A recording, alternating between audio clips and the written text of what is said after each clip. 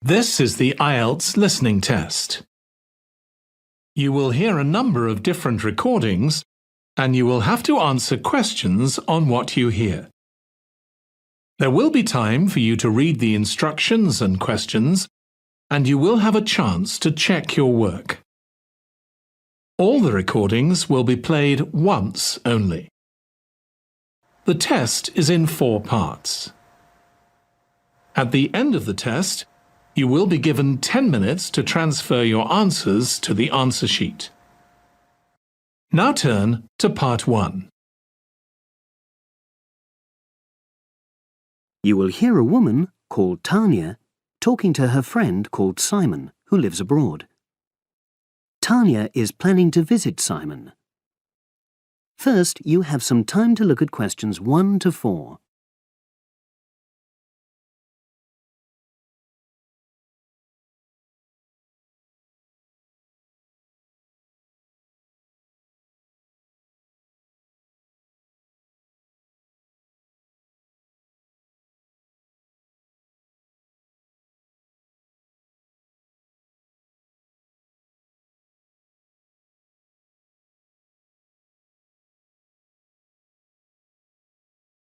You will see that there is an example which has been done for you.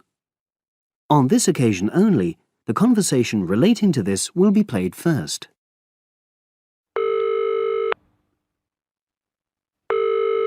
Hello? Hi, is that Tanya?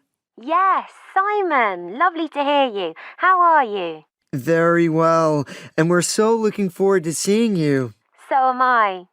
Now, I don't have a lot of time, I'm afraid, so I wanted to make sure we've got all your details. Have you confirmed your flights? Yes, I'm definitely coming on the 22nd of June. Excellent. Have you got your flight number? Not with me, I'm afraid, but I promise I'll email it. Tanya promises to send her flight number. So, flight number has been written in the space. Now we shall begin. You should answer the questions as you listen, because you will not hear the recording a second time. Listen carefully and answer questions 1 to 4.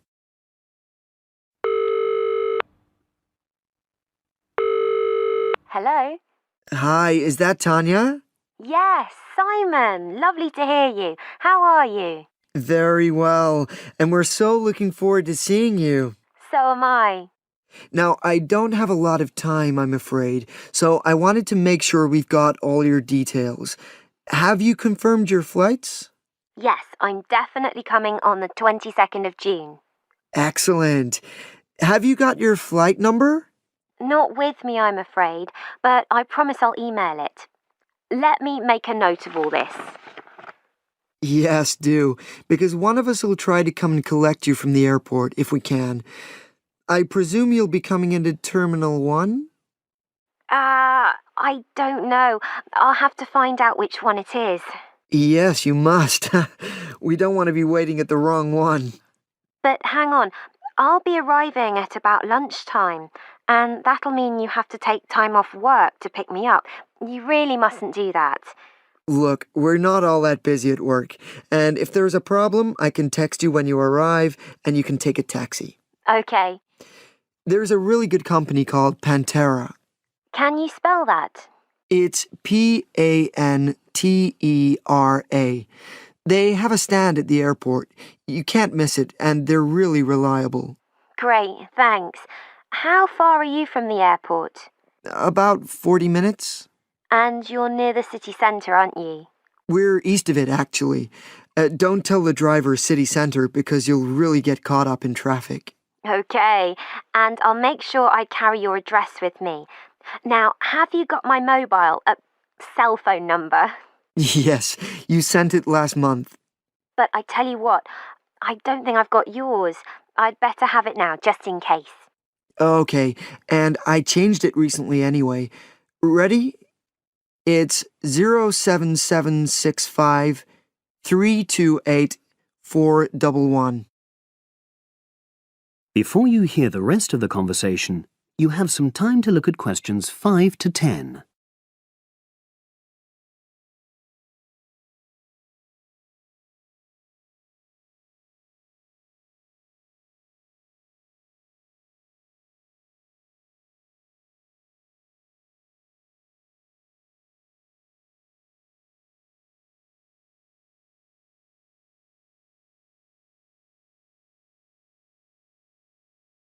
Now listen and answer questions 5 to 10. Thanks. Now, what should I pack? Well, all the usual, casual clothes mainly. Though you'd better bring an evening dress. We'll be having at least one fancy dinner in a hotel restaurant. Okay, now, when you're coming, unfortunately the weather is not going to be brilliant. I know, it's the rainy season. I'm bringing an umbrella. We have tons of those, so don't pack one. But pack a raincoat, a good one, 'cause we'll try and get out for plenty of hikes. Okay, sure. Sounds super. Just what I love. And I'd better remember to pack my sturdy walking shoes. Excellent idea. It's pretty rugged round here, so they have to be tough. I can imagine.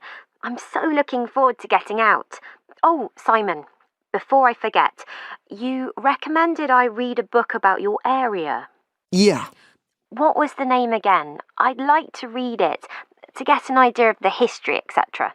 It's called Mountain Lives, and it's... Hang on, I'm just writing it down. Okay? And it's by Rex Campbell. Great. I'll try and get hold of that. Well worth it. Now, the really important things are gifts. Oh, don't worry about that. Just bring yourself. I know, but I'd like to get something for your parents. What about Janice? I know she loves English tea. Oh, that's very kind, but she's not drinking so much of that these days. But she'd love some chocolate. You know her favorite.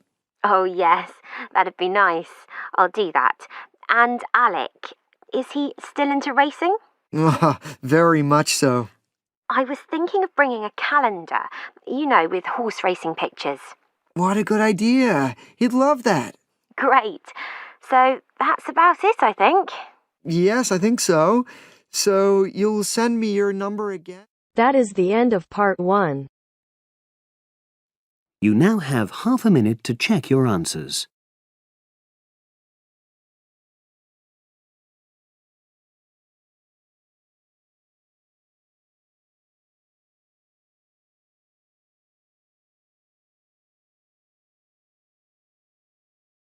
Now turns to part 2.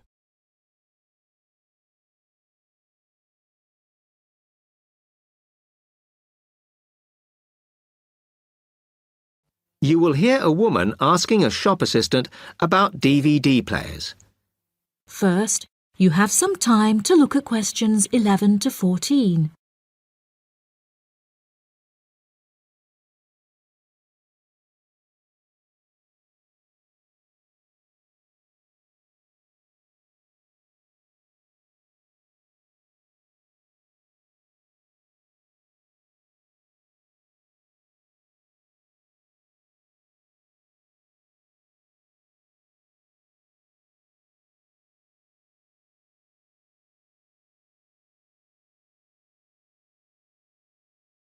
Now listen carefully and answer questions 11 to 14.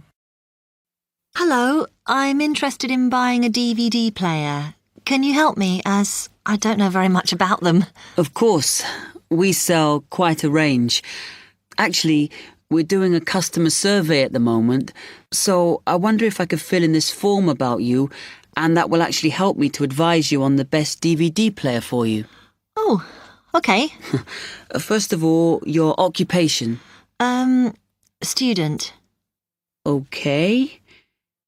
Then, have you already got a DVD player? No, I've never had one before. Uh-huh. And how much do you think you want to spend on a player? I'm not sure, really. But I have got a budget. My friend said I should allow about £100, but I can't afford over £85, so that's what I'm working on. Mm-hmm. And do you watch DVDs very often? Depends what you mean by often. I don't know what the norm is. Is it about 2 a week? I suppose I watch 3 a month. That's enough for me. Yes. What sort of films do you like watching then? Action movies? Not really. Oh. My boyfriend always insists we watch science fiction movies, but I prefer thrillers. Something to get your teeth into. Okay, just one more. Do you watch other DVDs? Ones that are not films, like music or something? Not much, because I don't want to spend the money on something I can watch on TV, but I occasionally rent out comedy programs, and I fight with my boyfriend over all the sports DVDs he watches. Before you hear the rest of the programme, you have some time to look at questions 15 to 20.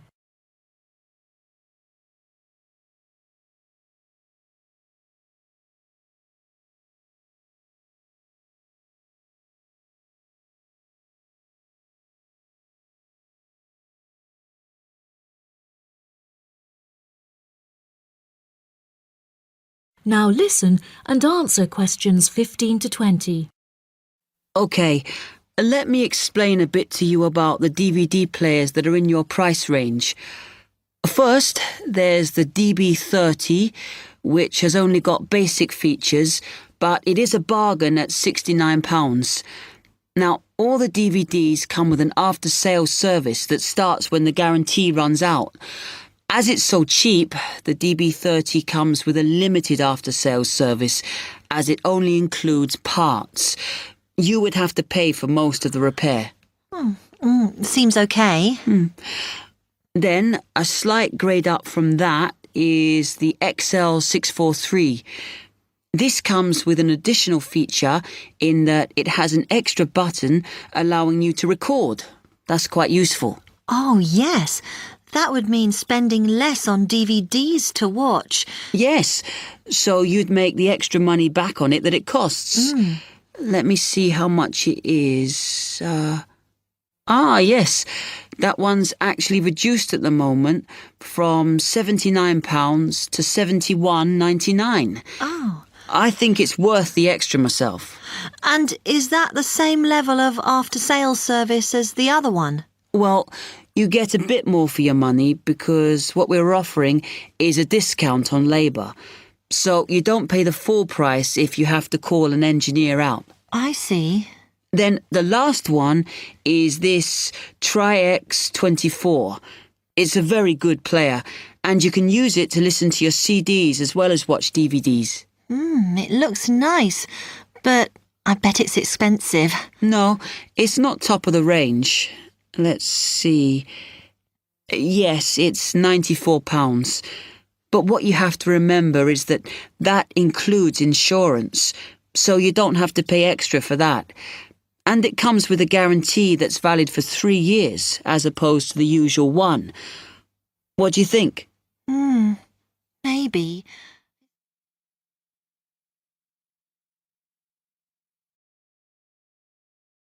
That is the end of part 2. You now have half a minute to check your answers.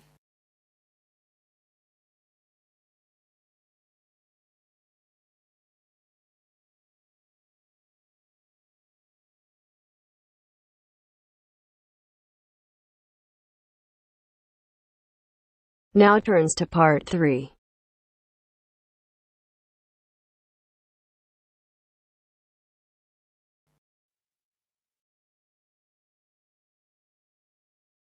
You will hear a discussion between a tutor, Dr. Lester, and 2 students, Greg and Alexandra, at the end of a talk about music. In the first part of the discussion, they are talking about some of the students' favourite instruments and favourite styles of music. Complete the table showing the students' opinions. Choose your answers from the box. There are more words than spaces, so you will not use them all. You may use any of the words more than once. First, you have some time to look at questions 21 to 26.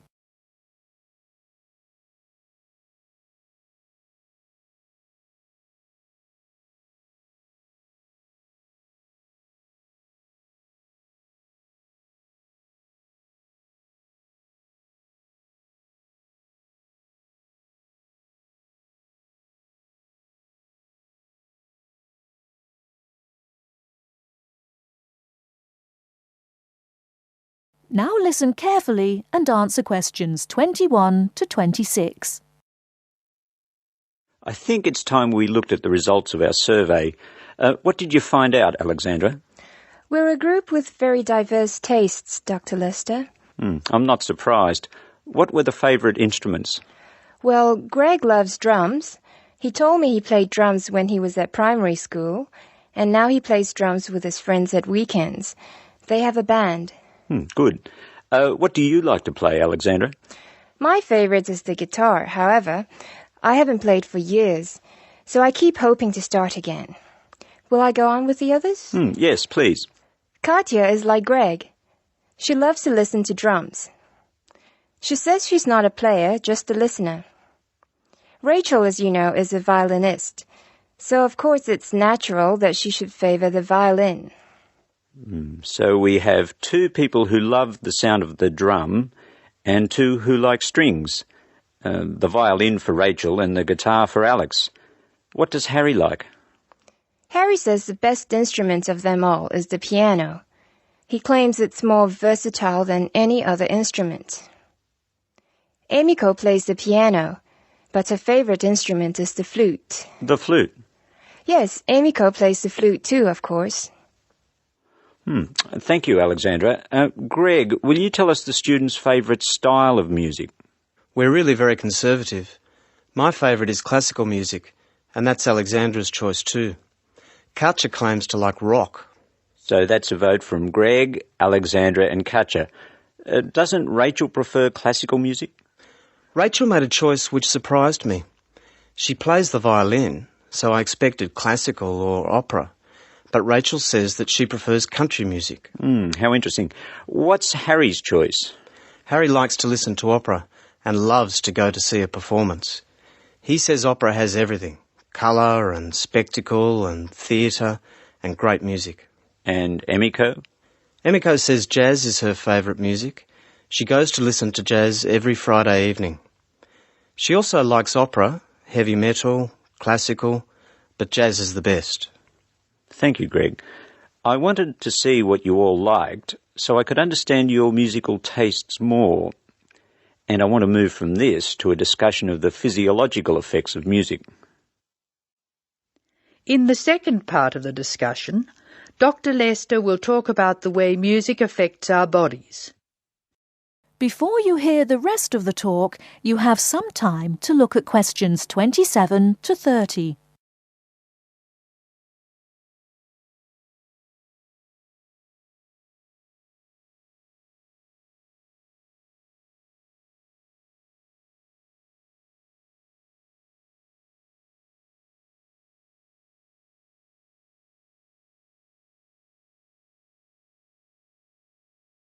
Now listen and answer questions 27 to 30.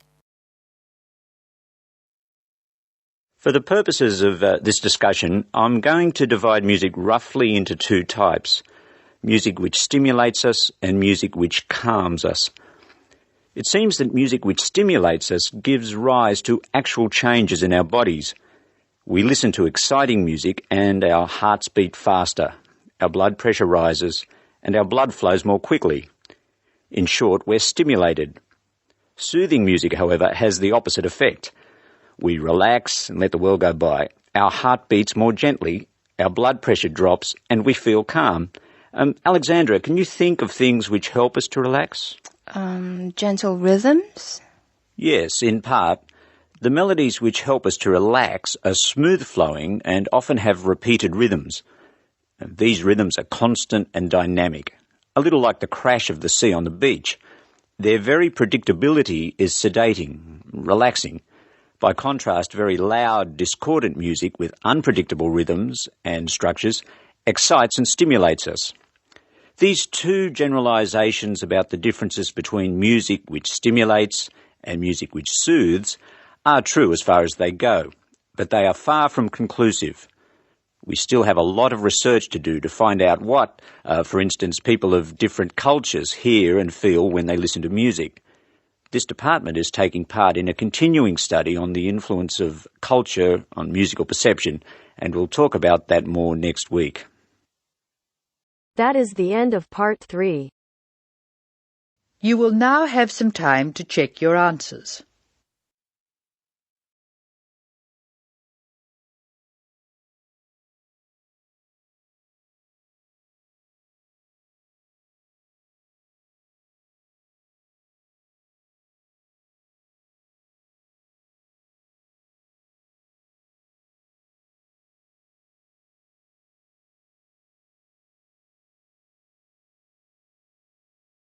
Now turns to part 4.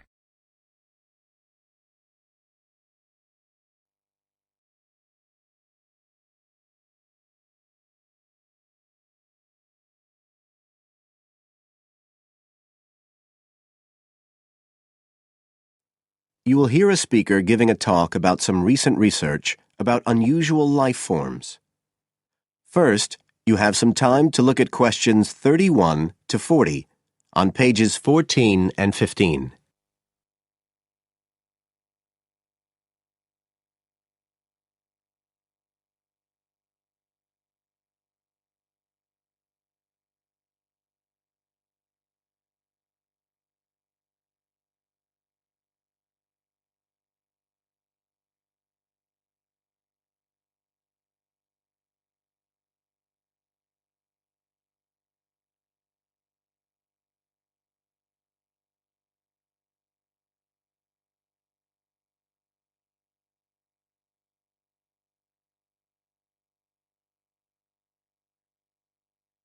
Now listen carefully and answer questions 31 to 40. Hello, everybody, and welcome to the 6th of our ecology evening classes. Nice to see you all again. As you know from the programme, today I want to talk to you about some research that is pushing back the frontiers of the whole field of ecology. And this research is being carried out in the remoter regions of our planet, places where the environment is harsh and, until recently, it was thought that the conditions couldn't sustain life of any kind. But life forms are being found, and these have been grouped into what is now known as extremophiles. That is, organisms that can survive in the most extreme environments. And these discoveries may be setting a huge challenge for the scientists of the future, as you'll see in a minute. Now, the particular research I want to tell you about was carried out in Antarctica, one of the coldest and driest places on Earth. But a multinational team of researchers from the US, Canada, and New Zealand recently discovered colonies of microbes in the soil there where no one thought it was possible. Interestingly enough, some of the colonies were identified as a type of fungus called Bouveria bassiana, a fungus that lives on insects. But where are the insects in these utterly empty regions of Antarctica? The researchers concluded that this was clear evidence that these colonies were certainly not new arrivals. They might have been there for centuries, or even millennia. Possibly even since the last ice age. Can you imagine their excitement? Now, some types of microbes had previously been found living just a few millimetres under the surface of rocks, porous Antarctic rocks. But this was the first time that living colonies had been found surviving, relatively deeply in the soil itself, several centimetres down, in fact.